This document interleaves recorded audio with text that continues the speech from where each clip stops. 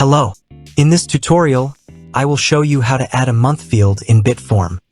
Let's begin. First, click on your form name. Here, search for the month field. Drag and drop the month field from the right sidebar into the form builder. Then navigate to the month field settings. The label option allows you to set a name for the field label that will be displayed on the front end of the form. The admin label is used for administrative purposes and allows administrators to set a label name that will appear on the responses page. You can adjust the size and position of the field using these options. The input icon option allows you to add a symbol or image within the input field.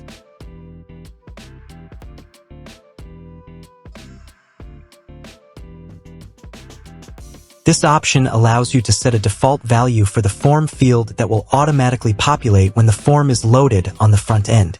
You can show or hide the default value by clicking this option. Here, you can also set a default month for this field according to your preferences.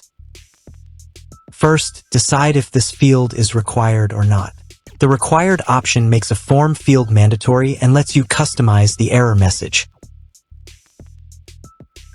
You can show or hide the asterisk symbol by clicking this option. You can also choose the position of the asterisk symbol for the required field, before and after the label, on the right or left of the field. If you enable this option, the month field will be hidden, and if you disable this option, the month field will be visible.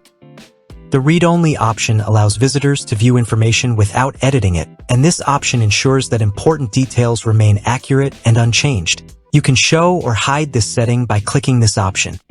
The disabled option prevents users from entering or modifying any information in the form, ensuring that the form data remains accurate and unaltered. You can toggle this option to enable or disable this field according to your needs.